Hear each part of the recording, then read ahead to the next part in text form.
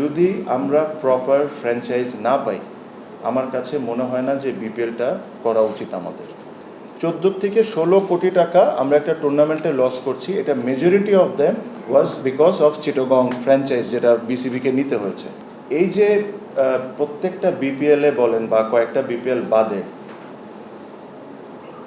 Franchise selection প্রসেসটা, যেটা যারা দায়িত্বে থাকেন যখন যারা করেন, তারা যখন নিজেদের নিয়ম ভেঙে অন্য ফ্র্যাঞ্চাইজিদেরকে, ওটা কি বন্ধু বান্ধব না অন্য কিছু আমি এটা তো বলতে পারছি না, বাট তাদেরকে যখন ফ্র্যাঞ্চাইজ অ্যাভয়েড করে দেন তখন কিন্তু তারা নিজেরাই, বিসিবি নিজেরাই তাদের রুলস ভাঙছেন।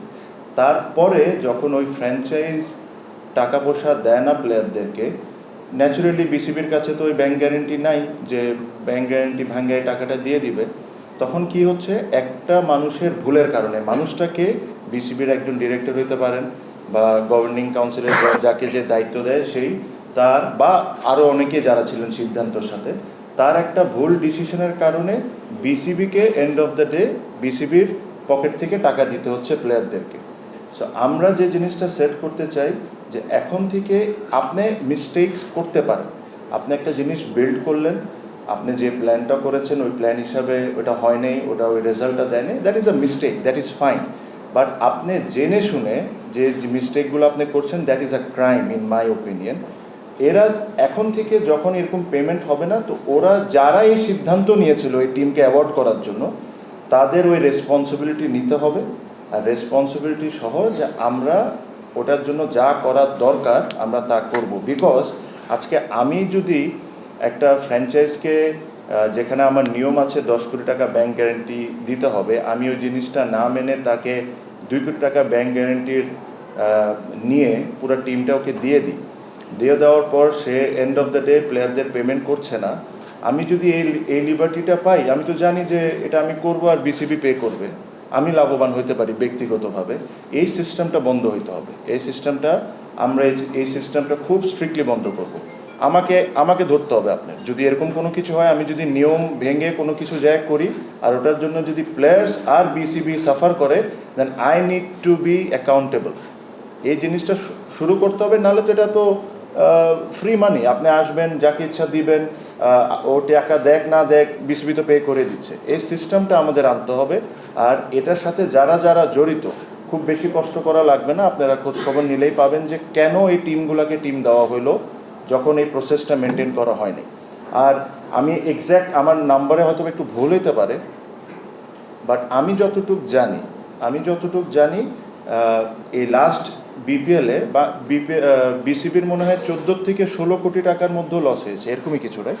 সব কিছু মিলে 14 থেকে 16 কোটি টাকা আমরা একটা টুর্নামেন্টে লস করছি, এটা majority of them was because of Chittagong franchise, যেটা বিসিবিকে নিতে হয়েছে। আমার কাছে খুবই হাস্যকর একটা জিনিস লাগে যে আপনি টাকা স্পেন্ড করেই যাচ্ছেন আর কী কারণে স্পেন্ড করছেন?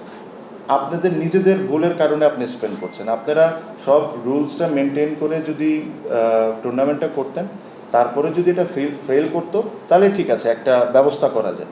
বাট আপনারাই নিজেরাই বসে দায়িত্বে প্রত্যেকটা রুলস আপনারা ফেল করছেন। টিম দিচ্ছেন কারে? যাকে আপনাদেরই লোকজন নিষেধ করছে যে এদেরকে টিম দেওয়া যাবে না, আপনার তাদেরকেই দিচ্ছেন। তো যখনই আমরা বিপিএলে বিভিন্ন বিষয়ে কথা বলি যে বিপিএলের ক্রিকেট ক্লিন হচ্ছে না, এই বিষয়টাকে আপনার ধরে আনতে হবে যে ক্লিন তো উপর থেকেও হচ্ছিল না। কেন আপনারা এই টিমগুলোকে দিচ্ছেন যাদেরকে নিয়ে অবজেকশন আছে? এটার পিছনে কি রিজনস, কারা এটার সাথে জড়িত? এই জিনিসগুলা তুলে ধরা, it is very very very high time.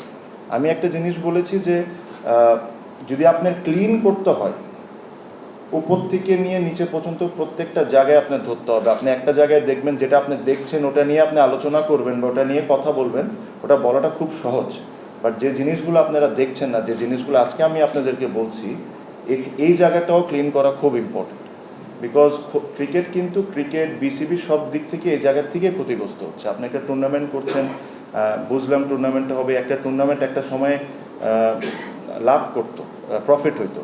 আজকে ওই টুর্নামেন্টে 10 থেকে 15, 16, 14 হোয়াট এভার এক্স্যাক্ট অ্যামাউন্ট আমি বলতে পারছি না, বাট এরকমই কিছু একটা হবে, 14-16 কোটি টাকার মধ্যে এটা লস করছে। বাট এইভাবে করে আর কয়দিন?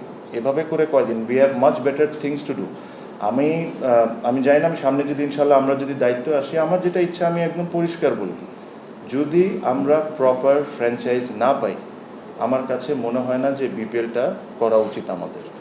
যদি আমরা প্রপারলি ফ্র্যাঞ্চাইজ যদি পাই, যে ফ্র্যাঞ্চাইজকে আমরা বিশ্বাস করতে পারবো, প্লেয়াররা বিশ্বাস করতে পারবে, নিট অ্যান্ড ক্লিন ক্রিকেট হবে, যেখানে প্লেয়াররা টাইমের মধ্যে টাকা পয়সা পাবে, অবশ্যই আমাদের এটা it's a fantastic product that we have. এটাতে মানুষের ক্রেজ আছে, মানুষ পছন্দ করে, আমরা অবশ্যই এটা করব। বাট লাস্ট টাইমের মতো করার জন্যই করতেই হবে বলে করাতে, এটার চেয়ে না করাই ভালো। সো ওয়েন আই সেড যে এভাবে না করাই ভালো, আমি এই জিনিসটাই মিন করেছি যে কোনো কারণ ছাড়া যে করতেই হবে দেখে জোড়াতালি দিয়ে টিমগুলো নিয়ে 10 কোটি টাকার জায়গায় 2 কোটি টাকা নিয়ে করে দেওয়ার চেয়ে না করাই ভালো। সো আশা করি আমরা বা ভবিষ্যতে যারা আসবে, they will start working towards this. আর আমি এখনও বিশ্বাস করি আমাদের এখানে অনেক বড় বড় কর্পোরেট আছে যাদেরকে আমাদের কনভিন্স করতে হবে যে এখানে আসার জন্য, এখানে এসে পার্টিসিপেট করার জন্য। আমি আবারও বলি, BPL is a fantastic product.